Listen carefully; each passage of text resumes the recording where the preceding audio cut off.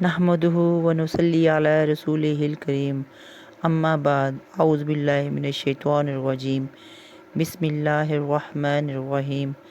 السلام علیکم میری پیاری بہنوں، آج ہم حضرت بی بی آمنہ کے بارے میں بات کریں گے۔ حضرت بی بی آمنہ فرماتی ہیں، جب محمد صلی اللہ علیہ وآلہ وسلم میرے پیٹ میں آئے تو ایک بادل کا ٹکڑا آسمان پہ وارد ہوا۔ میں جہاں جاتی وہ بادل میرے اوپر چھاؤں کرتا۔ میں جب بکریاں چرانے جاتی تو بکریاں میرے پیچھے چلتی۔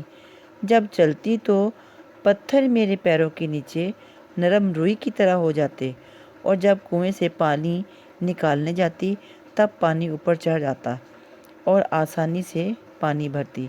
جب سوتی تو خوبصورت حوریں مجھے پنکھے سے ہوا دیتی، اور روزانہ ایک نبی مجھے خواب میں مبارک دیتے کہ آپ کو مبارک ہو، آپ آخری نبی صلی اللہ علیہ وآلہ وسلم کی والدہ ہیں۔